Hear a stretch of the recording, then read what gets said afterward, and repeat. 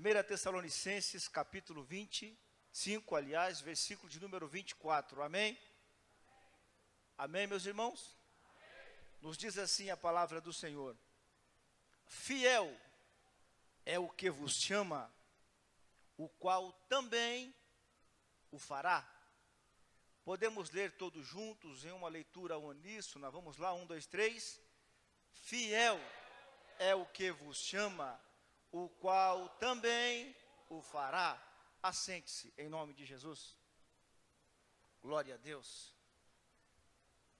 Meus irmãos, nós temos lido nesta noite um texto que está intrínseco, que está contido na primeira epístola do apóstolo Paulo, direcionada à igreja de Tessalônica. A história vai nos dizer, no capítulo 17 do livro dos Atos dos Apóstolos, que quando Paulo e Silas, eles realizam agora a sua segunda viagem missionária. Paulo e Silas passam pela cidade de Tessalônica, e diz-nos a história que num período de 21 dias, durante 3 semanas, Paulo e Silas anunciam o evangelho naquela cidade, e o historiador Lucas vai nos dizer que em dado momento da permanência destes 2 homens em Tessalônica, surge agora um levante, surge agora uns judeus perversos, que levantam-se contra o ministério de Paulo e Silas naquela cidade, e são obrigados então a saírem de lá, a deixarem a cidade de Tessalônica. Mas diz-nos a história que durante essas 3 semanas que lá eles passaram, muitos judeus se converteram ao evangelho, muitos gregos, muitos gentios renderam-se aos pés do Senhor Jesus Cristo. E quando você analisa o contexto da história da igreja de Tessalônica, você vai observar que o apóstolo Paulo sentiu em seu coração o desejo de retornar a esta igreja, mas ele não pôde devido às circunstâncias, devido às dificuldades que se levantaram contra ele. E o mesmo apóstolo Paulo vai nos dizer no capítulo de número 3 deste mesmo livro, que ora tomamos por base na noite de hoje, que ele envia então Filipe para ver como estava aquela igreja, para ver qual era a situação daquela igreja, como estava aquela comunidade recente, aquela comunidade que ora acabara de nascer naquela cidade. E diz-nos a Bíblia então, que quando Timóteo, quando retorna agora para a presença do apóstolo Paulo, ele diz a Paulo qual era a situação, qual era a forma em que encontrava-se aquela igreja. E Paulo então, diante dos relatos que fora chegado ao seu conhecimento, ele se vê obrigado a escrever a primeira epístola aos Tessalonicenses, porque segundo a história, haviam alguns erros doutrinários que pairavam no seio daquela igreja, haviam algumas dúvidas que estavam implantadas dentro daquela igreja, dúvidas estas que levavam os cristãos daquela igreja a perturbarem-se diante de tal erro teológico que pairava sobre aquela igreja. E o apóstolo Paulo então, ao escrever esta epístola, ele escreve com este desejo, com esta intenção de corrigir e de reparar estes erros citados. Paulo vem discorrendo então por esta missiva. Paulo, ao passar pelo capítulo de número 4, Paulo vem dizendo acerca da vinda de Jesus Cristo, pois a dúvida maior que estava incutida no seio daquela igreja era justamente acerca do arrebatamento da igreja. Diz-nos a história que todos que estavam lá acreditavam que Jesus haveria de vir por aqueles dias. Muitos deixaram de lado o seu trabalho, muitos deixaram de lado os seus afazeres, muitos venderam propriedades acreditando que Jesus voltaria por aqueles dias. Muitos estavam preocupados qual seria a situação daqueles que haviam morrido antes do arrebatamento da igreja.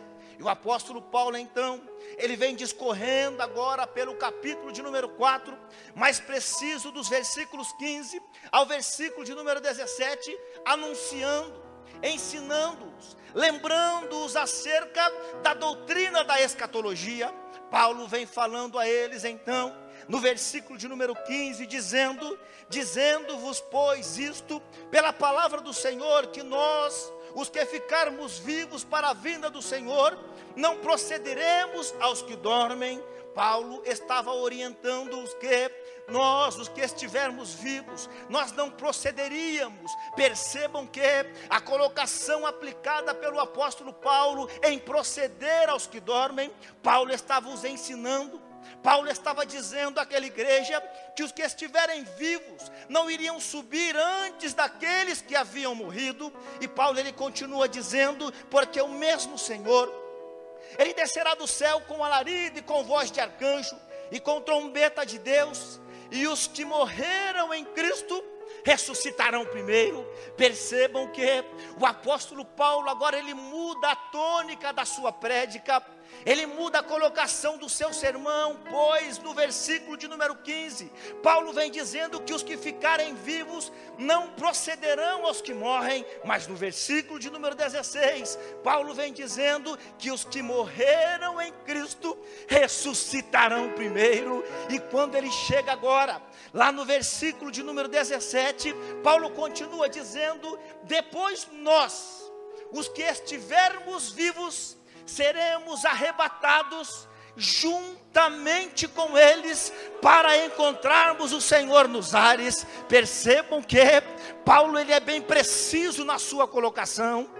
Paulo ele é bem contundente da forma de se expressar, pois ele conclui no versículo de número 17 que o arrebatamento será um único arrebatamento, porém os mortos irão ressuscitar, e depois nós que estivermos vivos seremos arrebatados juntamente. Os mortos não serão arrebatados antes de nós, e nem tampouco nós, os que estivermos vivos, seremos arrebatados antes deles, não. Mas Paulo coloca de forma a ser bem clara, de forma a ser bem entendida, que todos nós seremos arrebatados juntamente para encontrarmos com o Senhor nos ares. Louvado seja o nome do Senhor. E Paulo vem discorrendo então, e quando ele chega agora no capítulo de número 5, Paulo ele tenta trazer a lembrança da igreja nos versículos 19, mais precisos dos 17. No final do capítulo 5, Paulo vem dizendo que deveriam orar sem cessar. Paulo continua dizendo para que eles não extinguissem o Espírito de Deus, para que eles não deixassem que o Espírito de Deus viesse ser extinguido, que o Espírito de Deus viesse ser sufocado, que o Espírito de Deus viesse ser apagado diante de uma igreja que estava nascendo, diante de uma igreja que estava surgindo. Paulo também os orienta acerca dos dons espirituais. Paulo dá a eles o ensinamento para não desprezarem o dom que havia neles. Ora, diante desta explicação e diante desta exclamação feita pelo apóstolo Paulo, eu chamo a sua atenção nesta noite. Sabe por quê? A Bíblia vai nos dizer que Deus, que o Jesus Cristo, ao ressuscitar, ele desce às regiões mais baixas, leva cativo o cativeiro e dá dons aos homens. Ou seja, percebam que quando Jesus desce às regiões mais baixas e dá dons aos homens, ali ele está colocando no plural, ali ele está colocando, não é na forma singular, mas quando ele disse que ele, Jesus Cristo, deu dons aos homens, ele estava dizendo que ele deu dom a mim, que ele deu dom aos músicos, que ele deu dom a você, que ele deu dom ao irmão que está operando no som. Ou seja, o dom foi dado a nós. E Paulo ele vem dizendo: olha, igreja de Tessalônica, não desprezeis o dom que há em vós. E quando Paulo chega agora, lá no versículo de número 24, o versículo que nós tomamos por base, que nós tomamos como meta para a mensagem desta noite, Paulo vem dizendo: fiel é o que nos chama, o que também o fará. Percebam que o apóstolo Paulo, através desta exclamação, Paulo traz a memória, Paulo traz a lembrança da igreja tessalônica duas coisas, dois detalhes, sendo ela a primeira memória que o apóstolo traz à igreja de Tessalônica, é que a igreja tinha uma chamada, e não obstante o apóstolo Paulo recordá-los, não obstante o apóstolo Paulo lembrá-los que eles tinham uma chamada, Paulo também os lembra acerca de quem havia os chamado. Percebam que Paulo vem dizendo: olha, Tessalônica, fiel é aquele que vos chama. Então nesta noite, tomando por base este texto e baseando-me, tomando por base para nós consubstanciarmos o texto, eu quero vos falar acerca de um Deus que é fiel. Eu quero nesta noite, baseando-me neste texto, dizer a vós outros que estão aqui, que todos nós que aqui adentramos, temos de Deus uma chamada. Todos nós que aqui adentramos, temos de Deus algo que nos foi entregue, mas infelizmente, devido às circunstâncias, devido às lutas, devido às vicissitudes que se levantam contra as nossas vidas, muitos deixaram de lado esta chamada, muitos se esqueceram desta chamada, muitos se esqueceram das promessas que a ti foram feitas, muitos se esqueceram daquilo que a ti foi enviada. Mas da mesma maneira que eu quero trazer a sua memória, a mesma maneira que eu quero vos recordar acerca desta chamada, acerca desta promessa que lhe foi feita, eu também quero te recordar, eu também quero te lembrar que existe alguém que te chamou, que existe alguém que te prometeu, e este alguém é fiel, este alguém é justo, esse alguém é santo, esse alguém é aquele que disse que todo o poder foi me dado nos céus e na terra. Então quem sabe, você que aqui adentrou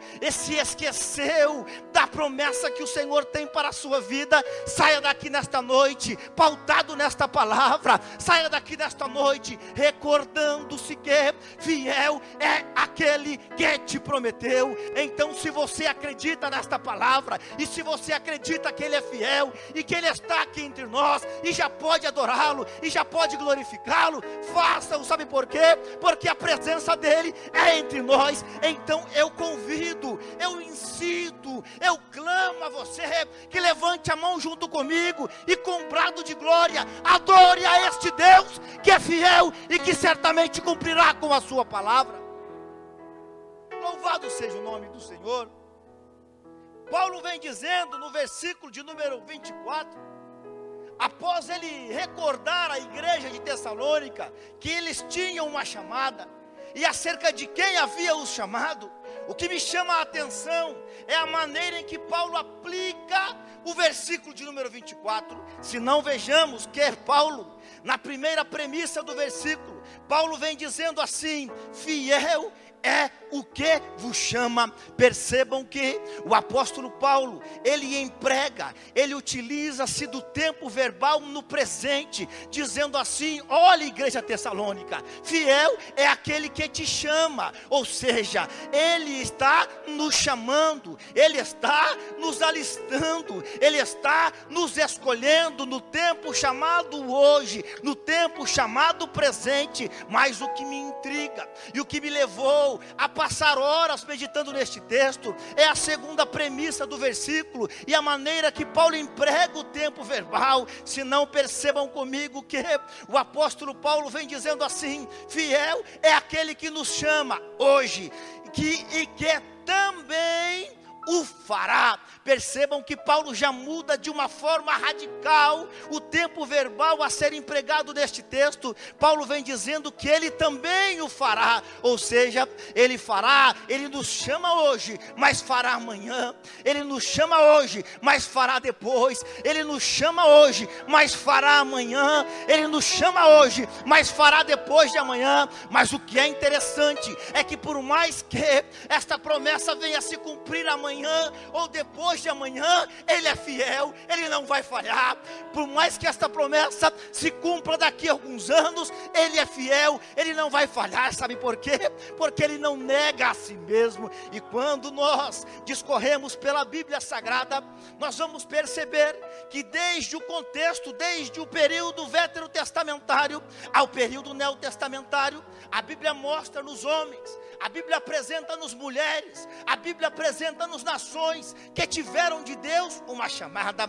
Quantos não se lembram do capítulo 1 do livro do profeta Jeremias, o profeta chorão, o profeta das lágrimas, aquele que vaticinou que do norte viria um povo e que levava cativo e queria levar cativo a nação de Judá. A história vai nos dizer que o profeta Jeremias, ele residia em uma cidade chamada cidade de Anatote. Era uma cidade sacerdotal, cidade onde estava o grupo dos sacerdotes, uma cidade que estava distante, que distanciava cerca de 6 quilômetros de Jerusalém. A Bíblia nos fala que o profeta Jeremias, ele nasce em um período mais obscuro da história da nação de Judá.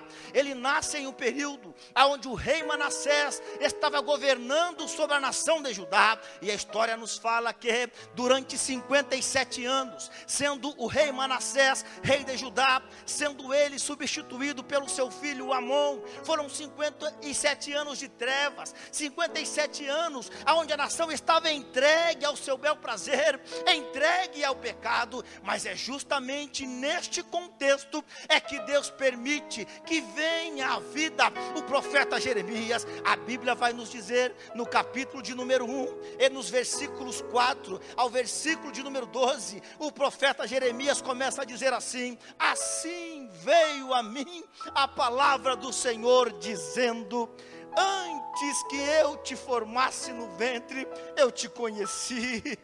E antes que saístes da madre de sua mãe, te santifiquei, e às nações te dei por profeta. Agora analise comigo, o profeta Jeremias, ele tinha tudo para ser sacerdote, pois ele era de uma linhagem sacerdotal, ele era alguém que descendia dos sacerdotes. Mas quando o nosso Deus resolve agir, quando o nosso Deus resolve ter a chamada na vida de alguém, quando o nosso Deus, pastor Silas, faz uma promessa na vida de alguém, Deus muda a cultura, Deus muda contexto, Deus muda situações, Deus muda ocasiões. Pois quando ele expressa-se dizendo: antes que te formasse no ventre, eu te conheci, e antes que saístes do ventre da sua mãe, eu te santifiquei, e às nações te dei por profeta. Sabe o que eu quero te dizer nesta noite? Quem sabe você que aqui adentrou, quem sabe você que está entre nós, recebeu de Deus uma promessa,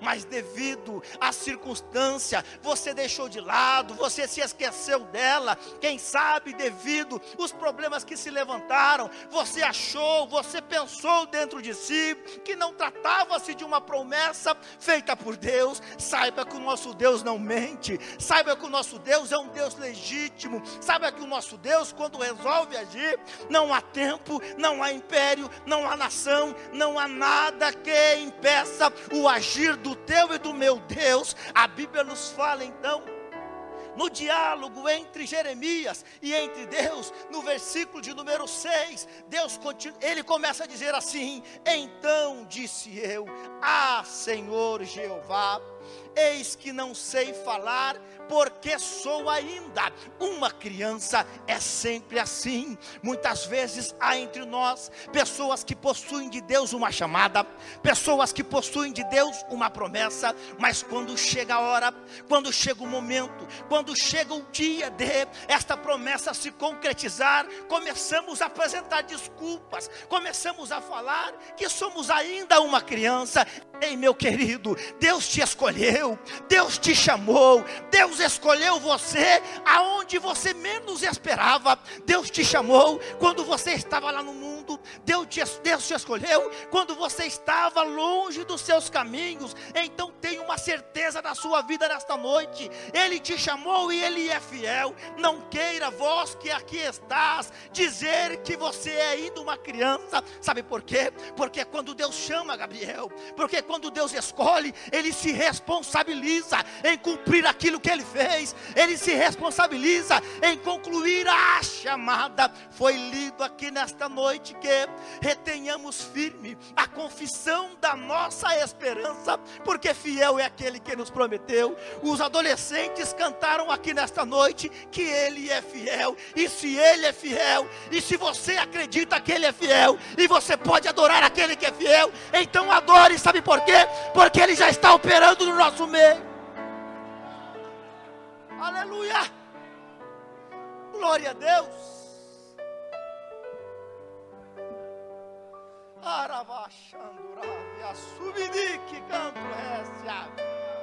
Eu vou esperar você adorar a ele por um momento. Eu vou esperar você glorificá-lo, porque ele está entre nós e ele é fiel. Aleluia.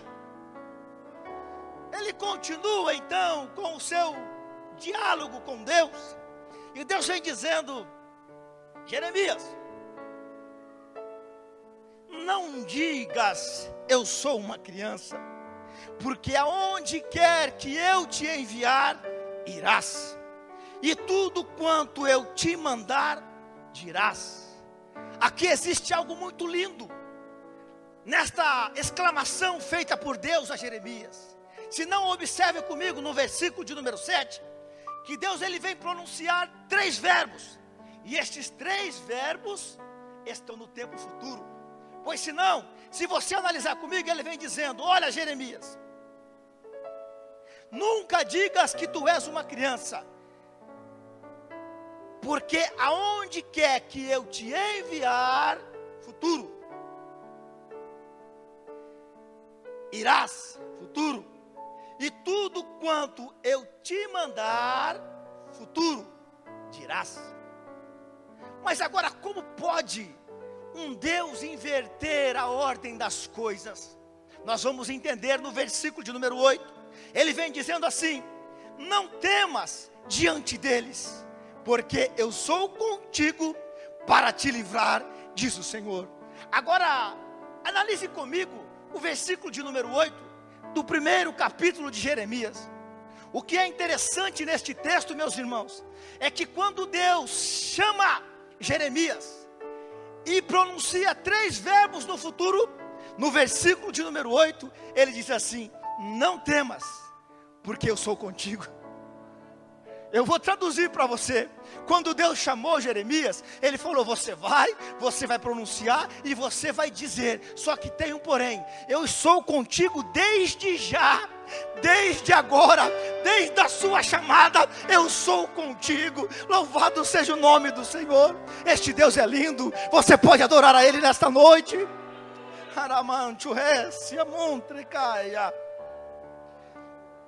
Ele continua dizendo: e estendeu o Senhor a mão e tocou na minha boca, e disse-me o Senhor: eis que te ponho as minhas palavras na tua boca. Olha, põe-te neste dia, hoje, põe-te agora, hoje, agora no momento da sua chamada, hoje,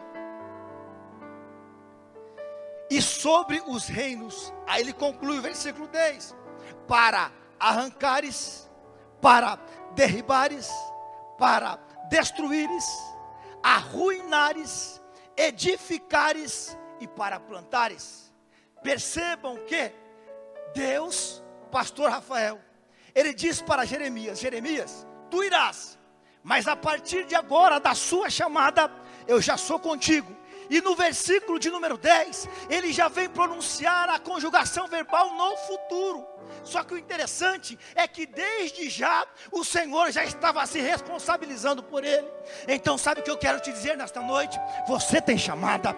Deus te chamou, Deus te escolheu, mas por mais que venha a demorar, Ele já é contigo desde o momento em que Ele te escolheu, desde a hora em que Ele te chamou, Ele já é contigo. Por mais que sejam difíceis as lutas, por mais que sejam difíceis as situações, por mais que queiram levantar-se contra ti, para tentar impedir o trabalhar de Deus na sua vida, jamais conseguirão. Sabe por quê?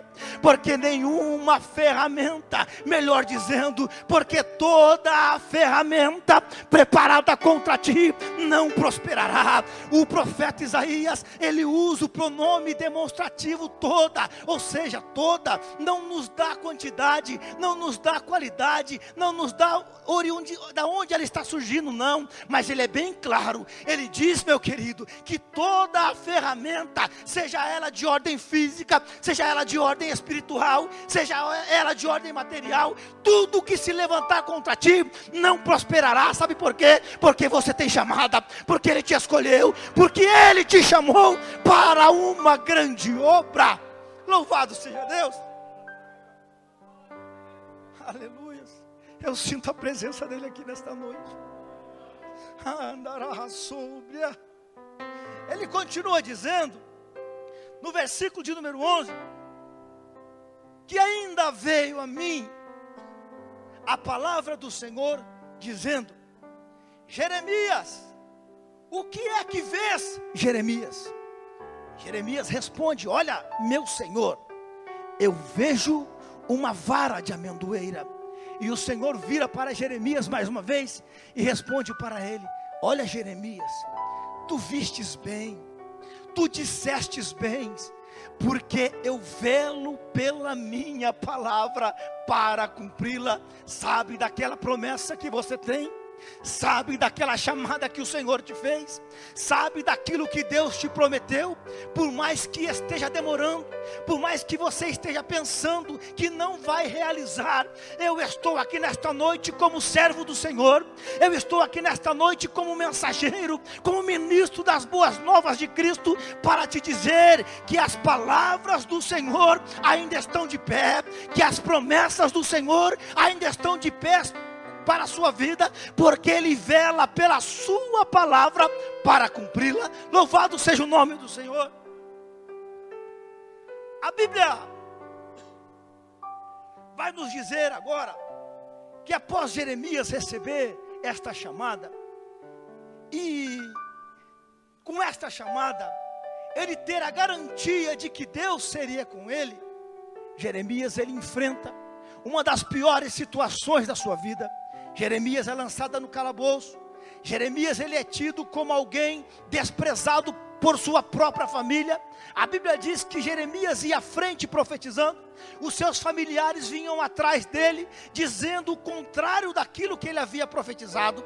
A ordem de Deus dada a Jeremias era a seguinte: olha, Jeremias, eu te levantei como profeta no meio desta nação corrompida. Agora, como profetizar no meio de uma nação corrompida?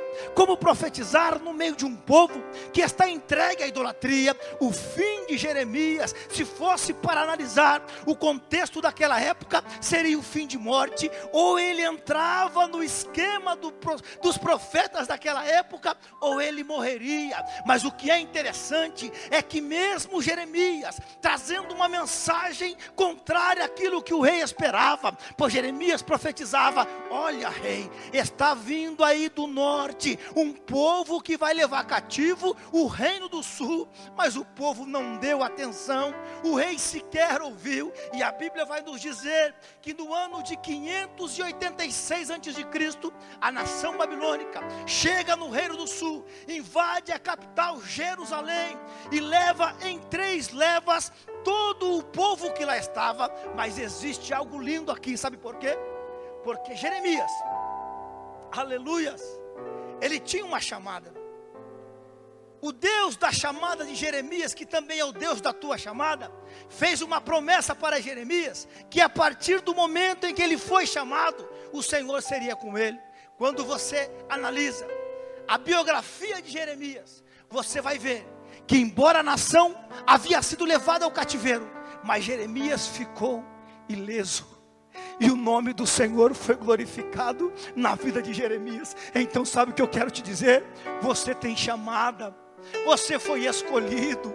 O Senhor fez promessas à sua vida. Você é alguém dileto de Deus. Você é alguém que Deus olhou e te escolheu e viu você algo capaz, e viu em você como a menina dos seus olhos. Então, por mais que se levantem, por mais que queiram falar a seu respeito, por mais que queiram destruir o seu ministério, por mais que queiram dar cabo na sua vida, por mais que queiram destruir a sua família, por mais que queiram dizer que você é um zero à esquerda, ou que você é um zero à direita, por mais que queiram falar o que quiser de ti, fiel é aquele que te chamou. E quando ele te chamou, ele disse: eis que estou contigo, eis que estou contigo, eis que estou contigo. Se passares pelo vale, estarei contigo. Se passar pelo fogo, ele não te queimará. Se passares pelas águas, elas não te submergirão. Ainda que levantem-se, ou ainda que preparem ferramentas contra ti, eu estou contigo.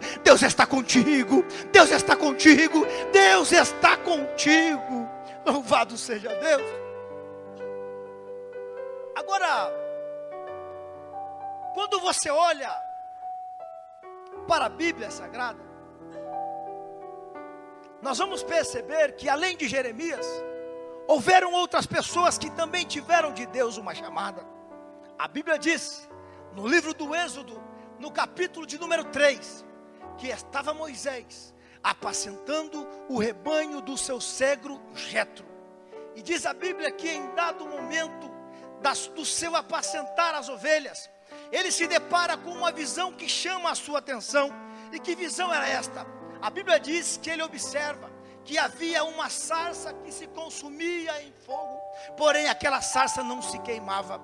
Era algo anormal naquela época, porque o sarceiro, a sarça, era uma árvore que se queimava fácil, era um arbusto que servia muitas vezes como combustível para aquecer o povo que estava no deserto. Mas algo chamou a sua atenção, algo despertou nele uma atenção. Sabe o que era? É que quando ele observa que aquela árvore estava envolto a chamas, mas ela não se consumia, diz a Bíblia que ele pensou consigo: virarei para lá e verei esta grande visão. Diz-nos a história que quando ele tem este pensamento, a Bíblia diz que o anjo, que melhor dizendo, que Deus brada de lá e diz a seguinte forma: e vendo o Senhor que Moisés se virara para ver, bradou Deus do meio da sarça e disse: Moisés, Moisés. E ele disse: eis-me aqui.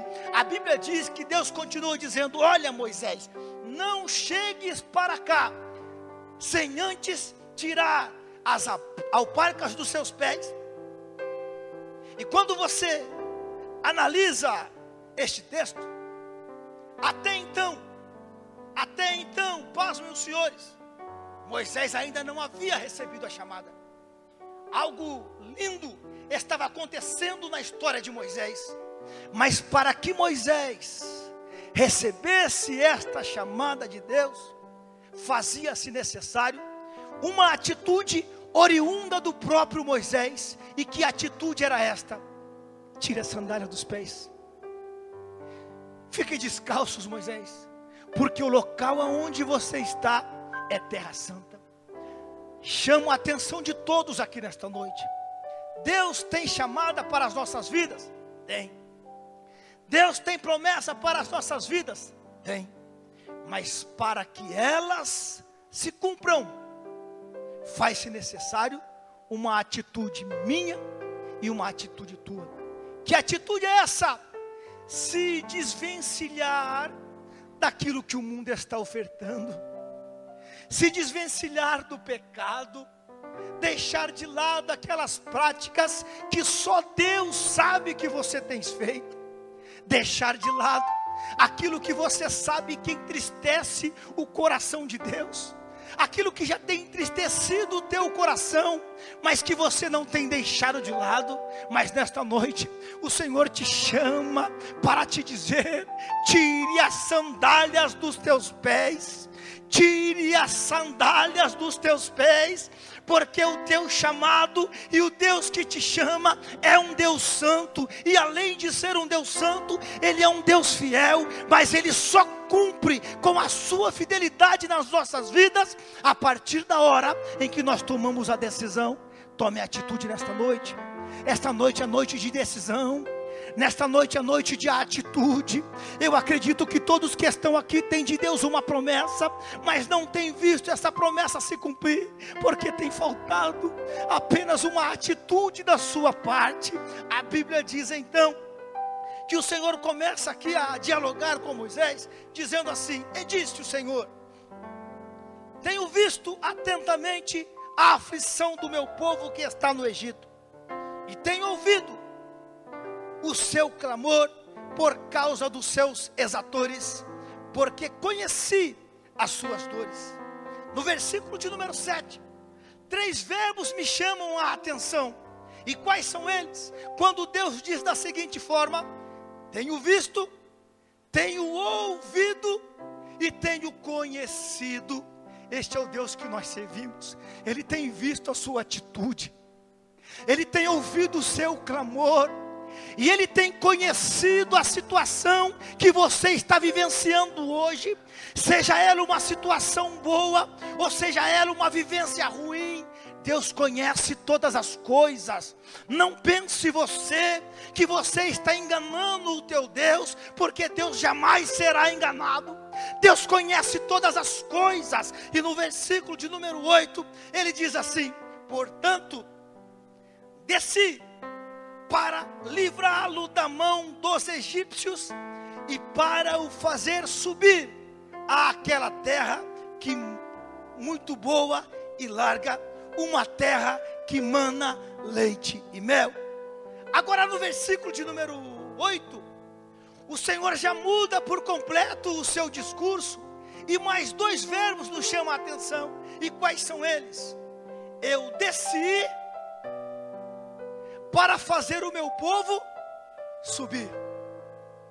Quem se lembra quem desceu?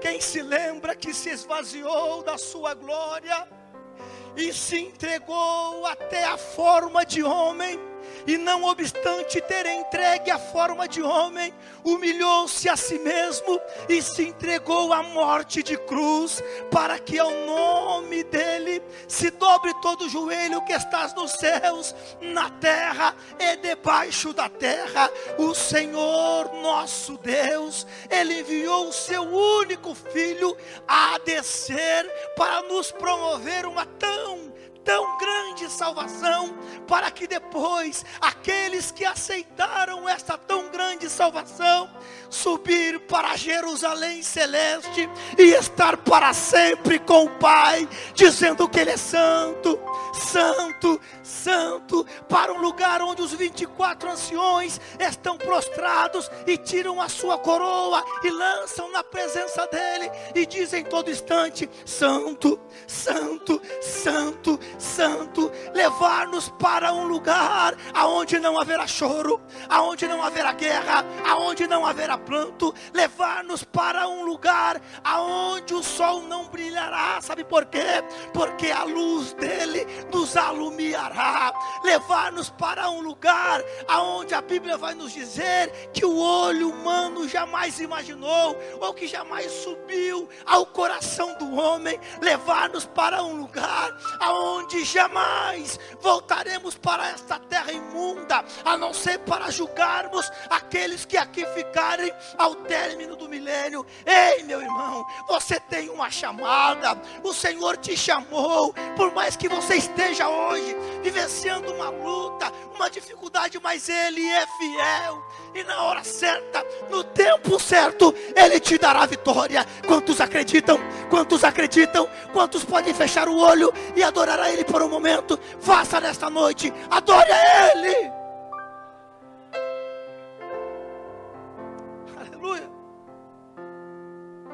aleluia, aleluia, aleluia, aleluia. Louvado seja Deus, glorificado seja Deus, enaltecido seja Deus. Bendito seja o nosso Senhor. Engrandecido seja o Deus que fez os céus e a terra. Bendito seja o Deus que nos chamou. Bendito seja o Senhor que nos fez a promessa.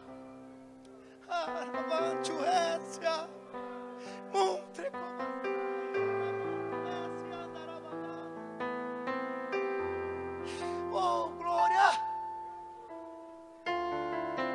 Agora, para nós caminharmos aqui para o final, no versículo de número 9, ele vem dizendo: Deus, e agora? Eis que o clamor dos filhos de Israel chegou a mim, e também tenho visto a opressão com que os egípcios os oprimem. Versículo 10, para nós encerrarmos. Deus dizendo para Moisés: Moisés, vem agora. Moisés, vem hoje, tempo presente. Sabe o que eu quero te dizer? O Senhor está te chamando agora. Não é para amanhã. O Senhor está te chamando agora. O Senhor está te chamando hoje. E ele continua no versículo 10: vem agora, pois, e eu te enviarei. Deus muda a conversa. Chama Moisés agora, mas ele continua no verbo dizendo: e eu te enviarei. Que tempo era esse? Que tempo era esse? Participem comigo. O tempo futuro. Quando se fala do futuro, meus irmãos, nos vem na cabeça uma única coisa. E o que que nos vem à mente? Maranata. Ora vem, Senhor Jesus. Quando se fala do futuro, o que nos vem à mente é o soar da última trombeta, é o grande arrebatamento da igreja. É isso que nos vem à mente. Mas nesta noite, eu quero chamar a tua atenção para tudo quanto foi falado aqui. O Senhor está te chamando hoje. Coloque-se em pé em nome de Jesus.